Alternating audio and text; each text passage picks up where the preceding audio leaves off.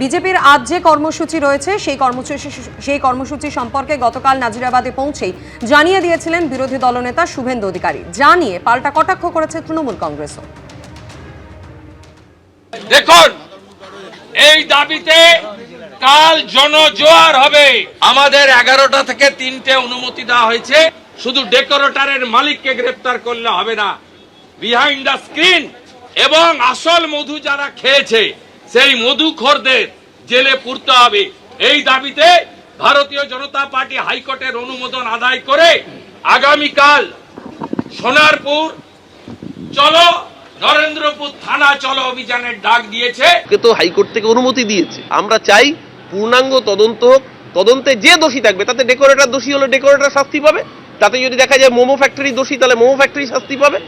আমাদের তো লুকোনোর কিছু। বিধায়ক থেকে কাউন্সিলর সকলেই দায়ী, এমনটাই কিন্তু বলছেন বিজেপি নেতা দিলীপ ঘোষ। তিনি বলছেন কারা ওই জমিতে অনুমতি দিয়েছে গোডাউন তৈরি করার, সকলকে খুঁজে বের করতে হবে। দেখুন একবার। পুরোটাই তো আগের থেকে ঠিক করা আছে। যে বানিয়েছে ওখানে এত বড় গোডাউন বেআইনি ভাবে, তো সে তো এমনি এমনি সুযোগ পায়নি। অনেক লোককে খাইয়ে সন্তুষ্ট করতে হয়েছে। তার মধ্যে পুলিশও আছে, তার টিএমসির নেতা এমএলএ এরাও আছে। তো সেরকম তার গায়ে হাত দিলে তো মুশকিল হয়ে যাবে। রাজহাঁস, সোনার ডিম পাড়া রাজহাঁসকে মারা যাবে না তো, সে জন্য যে হাঁস চড়াতো তাকেই মেরে দাও। আজকে পরিস্থিতির কারণে টিএমসি বাঁচার জন্য এই ধরনের ফালতু ফালতু লোকেদেরকে অ্যারেস্ট করে জিনিসটাকে অন্য যে ঘুরিয়ে দেওয়ার চেষ্টা করছে। আসল সমস্যায় যাচ্ছে না। যারা ওই জমিতে অনুমতি দিয়েছে, এতদিন ধরে বিজনেস চলেছে, যারা লাভবান হয়েছে, ওখানকার এমএলএ থেকে কাউন্সিলর থেকে আরম্ভ করে সবাই দায়ী আছে। সবাইকে তার মধ্যে নিয়ে আসা উচিত। দেবাংশু ভট্টাচার্য, তৃণমূল কংগ্রেসের সোশ্যাল সেল ইনচার্জ, আমাদের সঙ্গে রয়েছেন টেলিফোন লাইনে। দেবাংশু, আপনি শুনলেন দিলীপ ঘোষ বলছেন যে বিধায়ক থেকে কাউন্সিলর দায়ী কিন্তু সকলে। কারা অনুমতি দিল ওই বেআইনি গোডাউন তৈরি করার? এতদিন পর্যন্ত কারা এখানে বেআইনিভাবে এই ব্যবসাটা চালিয়ে গেল? দায় কিন্তু রাজ্য সরকারের, একেবারে নাম করে করে বলছেন। কি বলবেন? দেখুন, অন্যায়ভাবে কোনো জমির ওপর হলে সেটা তো প্রশাসনের মতো করে অ্যাকশন নেবে, কিন্তু ব্যাপারটা হচ্ছে একটা আগুন লাগবে কিনা সেটা কি কোন জমির ওপর তৈরি হচ্ছে তার উপর নির্ভর করে।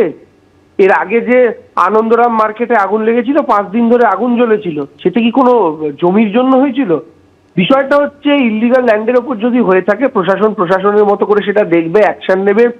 যারা যারা তার পেছনে দায়ী সেটা তদন্ত সাপেক্ষ বিষয়।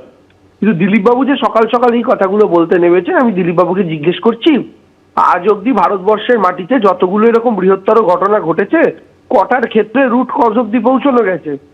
কটার ক্ষেত্রে আসল যারা মাথা তারা গ্রেপ্তার হয়েছে?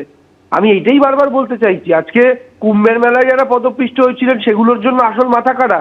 কারা ভিআইপি কালচার লাগু করে পয়সাওয়ালা বড় লোক সাংসদ বিধায়কদের জন্য আলাদা করে চানের ব্যবস্থা করেছিল, আর গরিবদের জন্য আলাদা করে চানের ব্যবস্থা করতে গিয়ে পুরোপুরি লাগিয়ে লোক মেরেছিল, তারা অ্যারেস্ট হবে না?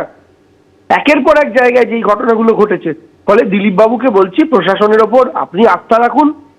আপনার নেতা শুভেন্দু অধিকারীকে বলুন আস্থা রাখতে। প্রশাসনের মতো করে করবে।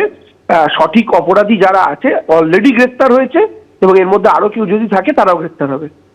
দেবাংশু, ধন্যবাদ। এবিপি আনন্দ এগিয়ে থাকে, এগিয়ে রাখে।